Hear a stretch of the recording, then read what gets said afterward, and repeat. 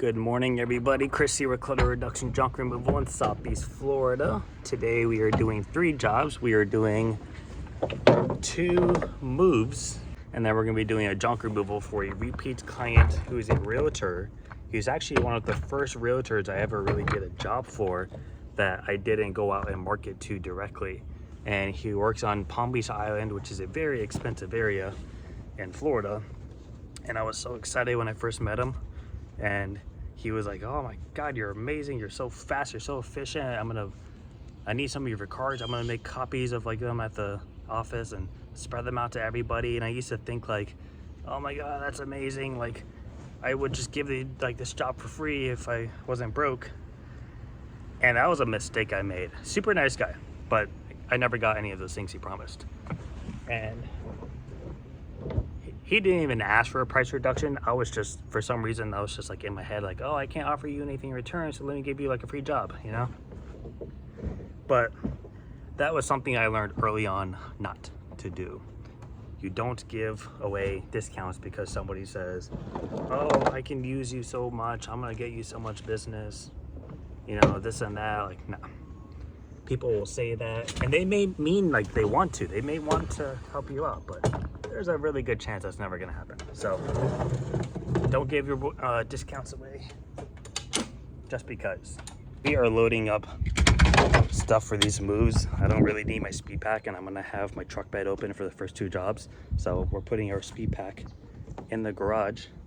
The first job we're going to is a delivery of like 6 pieces, and it actually started off a junk removal quote.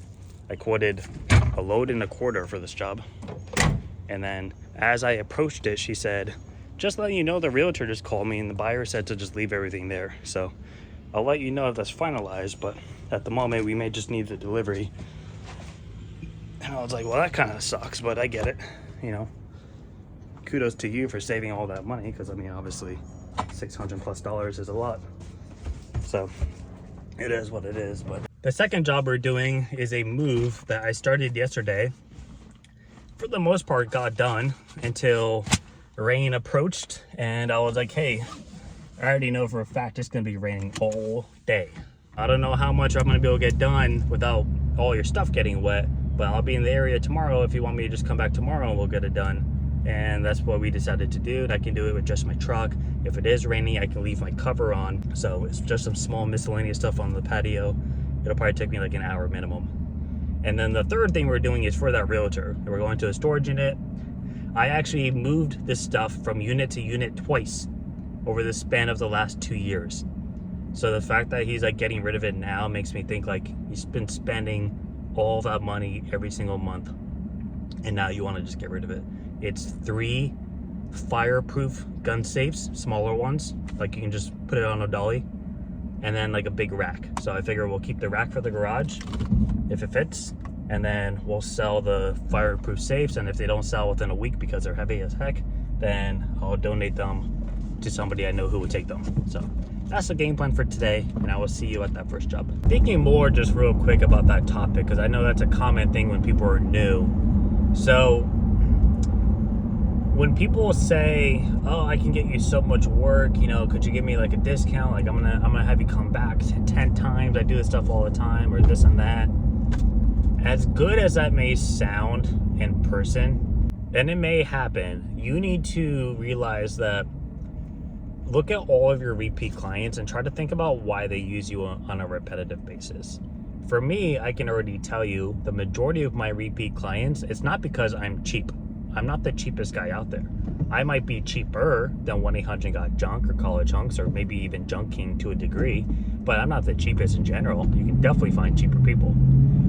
I believe it to be the fact that once we're on that repetitive basis, it becomes very easy on their end to handle these types of services. It's a quick call. It's a quick, "Hey, I have this." Okay, great. I know exactly how much to charge them. I send it over. They're okay with it. We're there when they want us to be there. We are making the effort to accommodate them to the best of our ability, and they know that we're going to do that if we can. Doesn't mean it's 100% going to happen, but they know it'll happen if we can make it happen. And people love that kind of reliability promptness and knowing that they are going to 100% get this done when they are expected to and how they are expected to. To me, that is what a repeat client does. If you have somebody using you over and over again because you're offering $50 to pick something up that would otherwise cost $200, of course they're going to use you. I would use you myself. I would give you all of my junk so I don't have to go to the dump. But that's not a good trait to have, in my opinion. To each their own, but in my opinion, that's not a good trait to have, because that one day you get to that job and it kind of sucks, and you're going to be like, hey, so this is a lot of work. Like, I'm not even going to make money on this.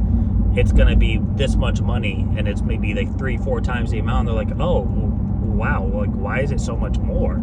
Like, oh, it's just a lot of stuff. I guarantee you that whole time in their head, they're going to be like, dang, I wasn't expecting this. I thought I was going to keep being free or keep being so cheap, and that's not a good mindset to have. You want to go there because they like you as a service, they like you as a person, and they want to continue working with you. So, something to keep in mind. All right, so load 1 is done. Probably took me like 12 minutes to do. I was actually thinking I was gonna have to make 2 trips. So that was a nice little surprise. Basically, I try to be as cautious as I can without just taking for absolutely ever. So whenever I'm loading stuff to my pickup truck, I'll always put a blanket on the ground, like in front of my bed tailgate. And then I'll put a blanket in the truck bed itself, draped over the tailgate, so that way I can stop something on the blanket, line it up, and then push it into the truck without having to worry about damaging the corners on the ground or scratching the piece on the truck bed. And my truck bed has a bed liner on it that's like a carpet attachment as well. It's like a mat, but it can still pick up debris and stuff from that mat. It's not like an indoor mat. So I try to make sure to do what I can to protect anything like that if it's not already wrapped, which usually it's not in these kind of situations. And then I did notice some of the pieces are a little wonky, like the desk, for example, the big piece. That's the kind of desk where it's like it has a file cabinet and then a big gap and then like a little file cabinet or like a little shelf thing. And I noticed it when I was walking up to grab it. It was already leaning forward a little, which usually means that they're not too far away from snapping in half, because it's just like a press board. It's just IKEA. So what I'm gonna do, because the next stop is a staircase to go upstairs, and I'm gonna have to hand truck everything up, all of that pressure and the momentum of it wanting to lean forward, I'm actually gonna be using a ratchet strap as a securement. So I'm gonna tie it around the top half of it and attach it to my hand truck. So that way, as I'm going up with it on like a little incline, it's pinning that top half to the hand truck to help prevent it from wanting to lean forward and potentially snap. So it's just a small little step to do to help secure the piece a bit more. In addition, next to the desk is a like file cabinet piece that goes next to it, and it's probably almost half the weight of the desk is, but it's kind of short and blocky, which means that on the hand truck, likely as I'm going up, it's going to want to lean forward because there's nothing for me to grab onto to keep it pinned, and it's just going to be very front heavy. So something I may also do, depending on how the staircase is, I will run a ratchet strap and I'll hook it onto the axle of the hand truck, run it underneath the hand truck in the piece, and then I'll wrap it around my wrist and hold onto the hand truck all with one grip. And what I'm trying to do is mimic somebody on the other side kind of pressing up on the piece to keep it from wanting to tip backwards. But it's something you can do by yourself. So that's kind of what we're going to be doing with the ratchet strap. You can do a lot of stuff with a ratchet strap. If you don't have one with you, you need to get one. It doesn't have to be anything fancy. You could use a hump strap, but a ratchet strap is a little bit more versatile use. So you can buy that one ratchet strap and then use it for tying stuff down. You can use it for a lot of stuff.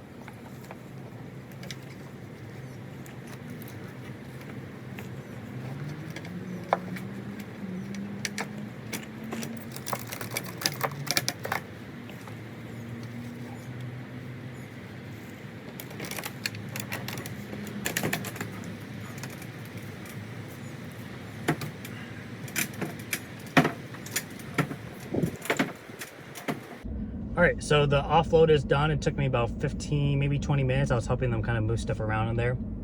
Really nice ladies. So that desk was actually probably the hardest part. I actually got a little lightheaded doing it, I think because I didn't eat this morning. So we're at 7-Eleven right now. I'm gonna grab me a black coffee and a donut.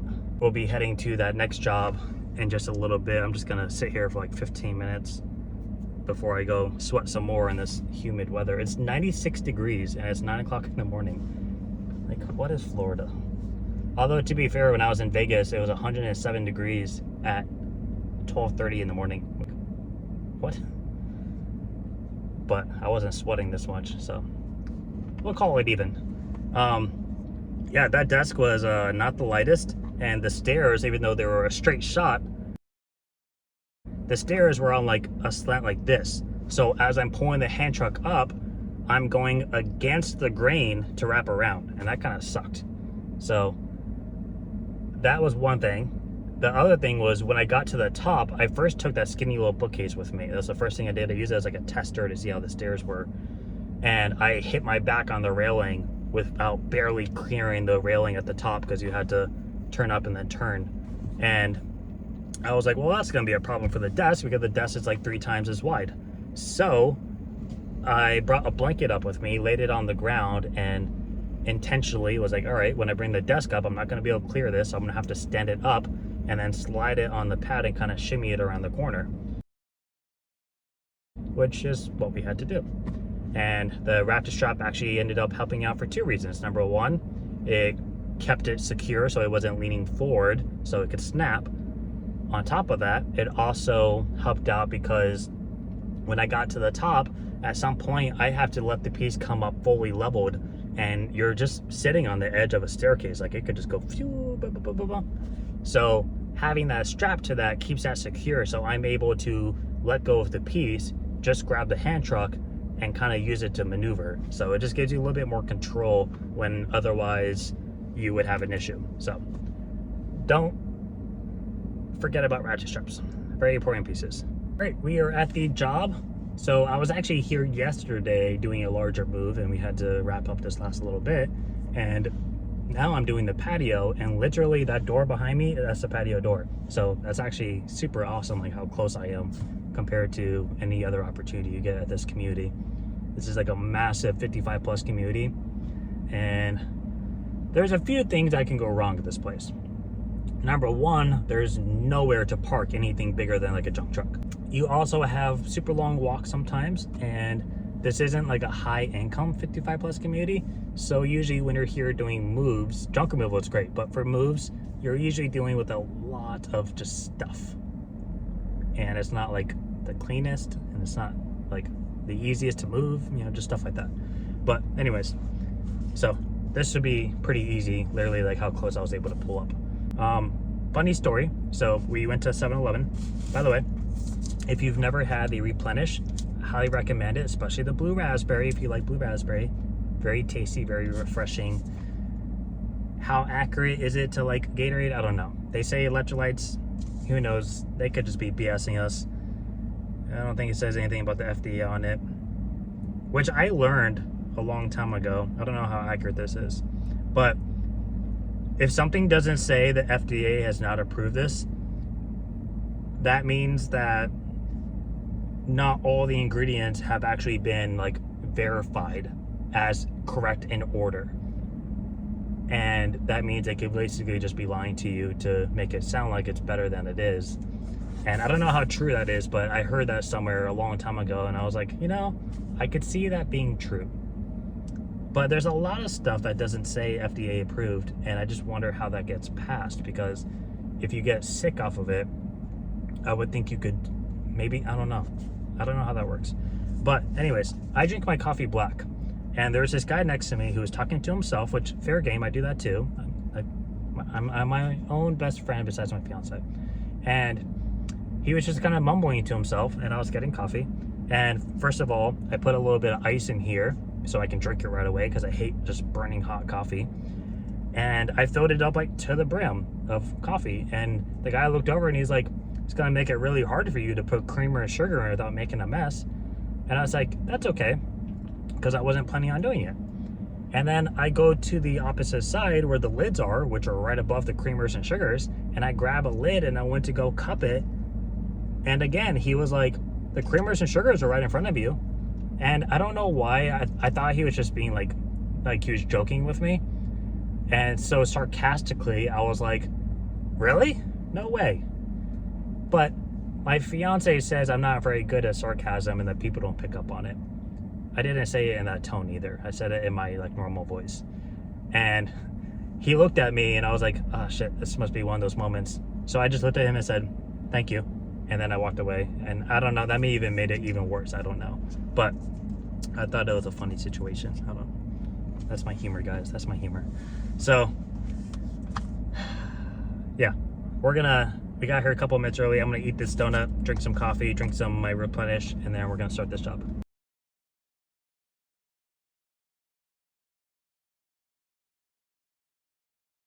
Okay, so second job is done. We did 2 loads, as you saw. Each one probably took me 10 to 15 minutes to load, about the same time to offload it. And then I helped them move some stuff around in the house because I did the rest of their move yesterday. So I was just helping them kind of move things around and hang a stupid TV on Entertainment Center. So all together, this job lasted about an hour and a half. We made $150 on it. So sometimes timing doesn't always add up the same, and like you could do a flat rate job and do it really fast and get more money, and then you could do something like this that's hourly and not make as much money. So not every job is going to be a quick 1 hour and you make a ton of money. You know, sometimes it's spaced out more appropriately. So it is what it is. So far for today and side jobs, we're at $350, and it's 11:30 and we started at 8. So if you want to add in like drive time and time like in between, it's like 3 hours and 45 minutes altogether, including the drive time it took me to get from my house to the first job. So pretty much like $315 or $115 an hour so far for the day. Right now we're gonna go home and pick up the trailer and then go to the storage unit for a junk removal job, which is business related. So from that, I won't be taking that much money. I pay myself 40% of whatever a job is. So if it's a smaller job, it's like $200, for example, I'm only making $80 and I'm paying self-employment tax on that, along with all the other fun stuff. So that's not as lucrative, but it is business, it is long-term, it's more invested.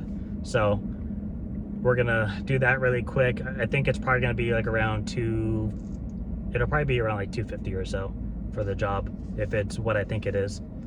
And then that'll be it for today. So by the time I get home, it'll probably be around 2 o'clock. So for the whole day, 6 hours, I would have made $430. And then with business, if you were to tack it all together, $600 for 5 hours. So balance out gas and wear and tear on the vehicle, I'll take it. But some days are more lucrative than others. Sometimes like you could do this and you could do like 2 more jobs after it and have them be flat rates again, and you could get close to like $1,000 in a day, and you're realistically working less than like 8 hours, unless you're doing like a long move, but usually that has a big payout. So, but yeah, I mean, you don't need a lot to make money. I don't like doing the moving, so I don't really push for them too often. I do them here and there. I like doing small jobs and deliveries. Like that thing earlier today, the first job, I would do that like 5 times a day and never get tired of it. But I hate doing like this job yesterday was a pain, and it took me like 4.5 hours, and I missed an event I was trying to make it to, and I was just annoyed the whole time. So junk removal for me is just 10 times easier. It's more interesting, and there's less care involved. Like I don't have to sit there and lay down padding on the ground and, you know, be all careful with stuff. Like as long as I'm not damaging the property, it doesn't matter. So that's what I like about it. I'll see you guys at the storage unit.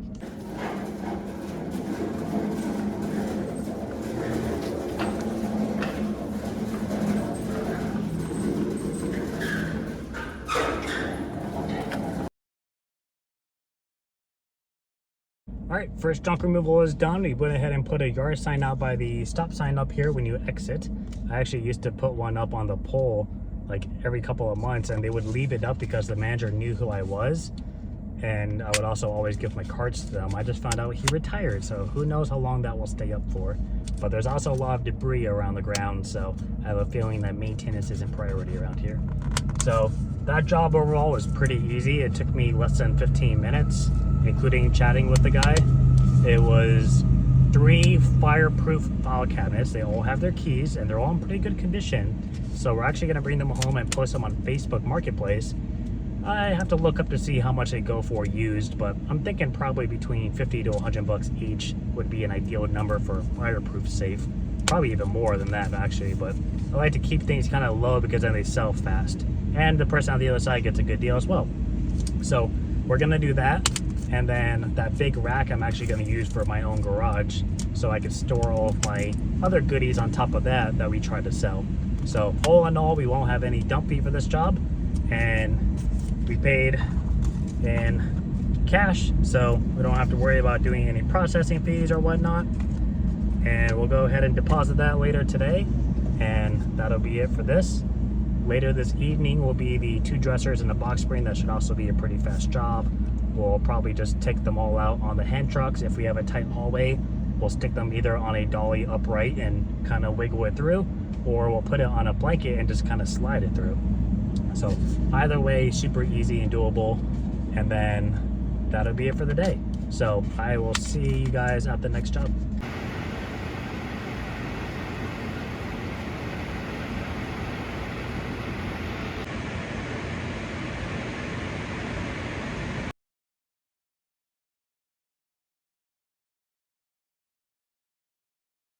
All right, that job is complete. We are headed to the bank to deposit all of our different monies to our different accounts, and then we will be heading to play some pool. Kind of a recap for the day. So this morning we did the delivery, which was 1 trip. Took us collectively probably less than an hour. That was 200 bucks. The second job, we loaded up all that stuff on the patio. That was 2 trips within the same community. So all together, including me helping them move some stuff around, it was about an hour and a half. So let's just say 2.5 hours in total for like job time. And that was $350. So that's my monies, me money, me dinero, my dinero. I don't know, my money. And then that first junk removal job we did for the repeat client was 200, and then the junk removal we just did now was 250, and the storage unit was probably like a 15-minute job because we had to make 2 trips, and then this job took us literally like 6 minutes. It was in the garage, like you can't get better than that. And the neighbor came over and asked us for a business card, so we might even be back in that neighborhood soon. So altogether, like physical time spent, I want to say was probably a little less than 3 hours. So I made $350. The business made $450. So altogether, $800 for the day. And if we were to add up all the time spent, you're looking at 3.5 hours of time. So that's what, technically $200 an hour. Now the business does get that second half of it, the $450. So obviously I don't see all that money. I see 40% of it. So overall, pretty good day for not a lot of work put out. And those are the good days. Sometimes it's not like that. Sometimes you have a job that kicks your ass, and you know, like you get hopefully good money, and sometimes you get a job that kicks your ass and you don't make a lot of money. And it depends on your client. You know, when you're doing side jobs, you're putting a price out there, but you know, there's other people that can do it cheaper, and you're kind of competing with that. So you either just have to catch them at the right moment, or you know, hopefully they understand your quality of skill set and are willing to pay you despite being able to have somebody else come out for 50 bucks cheaper, you know. So we're pulling up to the bank right now. That's going to be it for today. I hope everybody had a good week so far. Hope everybody made money as well and had a good time doing it. We got those safes posted on Facebook for $125 a piece, which is a great deal because they sell for $4.99 to $9.99 depending on where you buy it from. Even used, I saw them for like 200-ish. but they're kind of big, so I don't want to keep them around for too long if I don't need to. So we got them up for $125 each. They weigh 200 pounds a piece, so I put in a $100 delivery if it's local. 2 for each floor. I'm not carrying that shit upstairs. And you'd be surprised, people are willing to pay for that kind of delivery fee when it's a heavy item, because they don't want to have to deal with it. So we'll see what happens. I'll keep them for about 2 weeks before I try to donate them, just because of the sheer size and weight. And you know, worst case, I don't pay for a dump fee. Best case, I make some extra money on it. And then the 2 dressers we just picked up, we're gonna have a donation lady come by and pick it up from the house, so we don't have to go anywhere to get rid of them. And I'll dispose of the box spring this weekend at my house, because we pay for the trash services, so why not take advantage of it, right? But that is it for me. See everybody next time. Bye.